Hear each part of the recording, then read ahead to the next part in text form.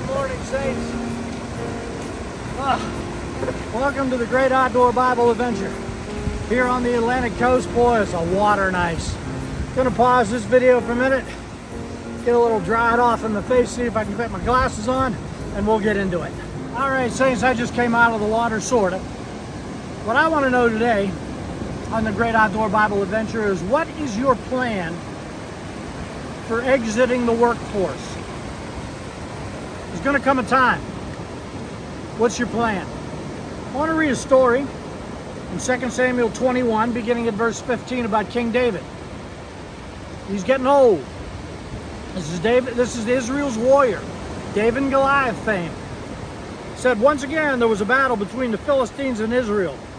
And David went down with his men to fight against the Philistines and became exhausted. And Ishbi-Benob, one of the descendants of Rapha, whose bronze spearhead weighed 300 shekels, that's about 7 pounds of spearhead, and who was armed with a new sword, said he would kill David. David wasn't up to the task anymore. But Abishai, son of Zeruiah, came to David's rescue and struck the Philistines down and killed him. Then David's men swore to him, saying, never again will you go out with us to battle, so that the lamp of Israel will not be extinguished. David, as a warrior, not his own choice, was forcibly retired.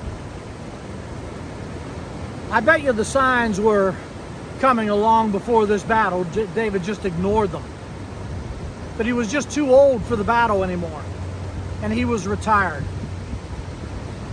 What's your plan when you're too old for the workforce? The body is broken down. Maybe the mind isn't as quick as it used to be. An acquaintance of mine who had not a friend, but an acquaintance who had an esteemed position was just relieved of that position by the company, corporation that he worked for all his life. You say, well, that was cruel of the corporation. No, the corporation was right. He failed to see the signs. Could happen to you too. What is your plan? Let me draw a scenario very common in America of the lifespan. We're going to start that lifespan about 18, 20 years old. Person's out of high school, goes to college, or maybe learns a trade. You're not thinking about retirement. You're just getting started. Throughout the 20s, you're making decisions like, who am I going to marry? Am I going to get married? Am I going to have kids? How do I save up for a down payment on a home? And there it goes. Maybe you buy a big rig and you're on the road. Who knows what you're doing? Those decisions continue throughout the 30s. You know, 31, 32, your age. Now you're married and raising the kids and everything. And once again, you're not thinking of retirement at all. You're just thinking of surviving. Maybe you have more money than you need. Maybe you don't. The 30s pass and now you're plus or minus 40, and some of you may have a bad backstep. Things collapse. Perhaps there's a divorce. Perhaps the company shuts down. In a divorce, everything you've saved now is divided up, and the lawyers have part of it and everything, and you're back down to nothing. And you're 40 years old. Well, you scrape and claw and you try to put things back together. Others of you are doing okay. You're starting to amass a little bit. Maybe you're taking some vacations. Maybe you're getting a second home, a better home. And there you go. Well, before you know it, you're 50 years old. And all of a sudden, things that seem so distant are not as distant as they used to be. Retirement. And how are you going to do it? How are you going to survive? What is Social Security going to do for you? How much money are you going to need? I retired at age 66. My parents both lived to be 94. I needed a plan to survive retirement. King David was forcibly retired. It could happen to you. There's two things I think you should do financially. The first one, you're never going to hear this from anywhere except from a believer. Tithe. Take 1/10 of your income and give it to God. This is throughout the Bible. My wife and I did this our whole lives, did more than that. Malachi chapter 3 verse 10, bring all the tithe, that's 1/10 of your income, into the storehouse, maybe the local church. And prove me now, herewith saith the Lord, that I will not open up for you the windows of heaven and pour you out a blessing, that there will not be room enough to receive it. Might not have been a word-for-word quote, but it was close. My wife and I, when I was a pastor, we lived our lives lower middle class, hand to mouth, paycheck to paycheck. There was nothing to save. What plan? We had 3 kids, but we always tithed. A lot of times, where was the windows of heaven? It didn't open. Where was this divine supply? But when I needed it in retirement, it was there. It's the best thing I could tell you to do.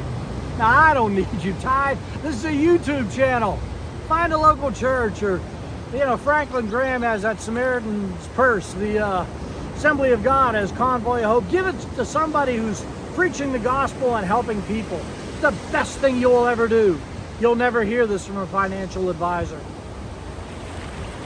Second of all, if you can, start laying up finances early. Don't spend all you have. Now, it's going to be hard if you're lower middle class like I was. Once I became an RN at age 51 or something like that, I realized retirement's coming. I started saving up like a mad dog. And I made it. We made it.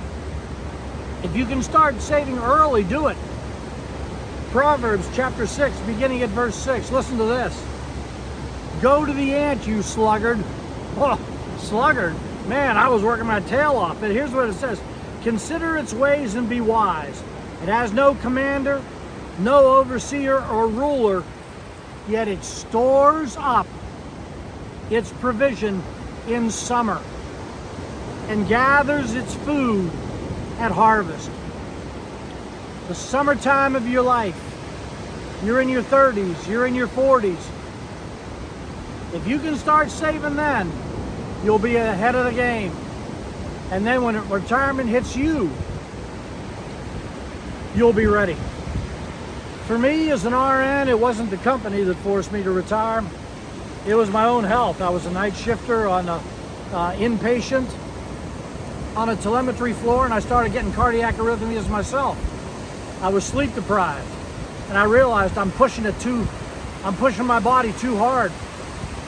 And this job that is providing for me is liable to kill me. It's time to go. And I did before I wanted to. My plan was to work longer in life, but I couldn't. My body was telling me quit. Thank God now that I have quit, those arrhythmias are gone. What's your plan? King David could no longer do what he wanted to do. He was forcibly retired. That acquaintance of mine was forcibly retired. My own body told me so. Number 1, tithe. Number 2, as soon as you can, start laying money aside. Go to the ant, whether you're a sluggard or not. Consider its ways. It stores up in summer. Well, that does it for this version of the Great Outdoor Bible Adventure. I'm not sure when I'll get to the coast again, but if you enjoyed this, like and subscribe, and we'll see you later. We'll let the surf go a little bit longer because it's peaceful. God bless.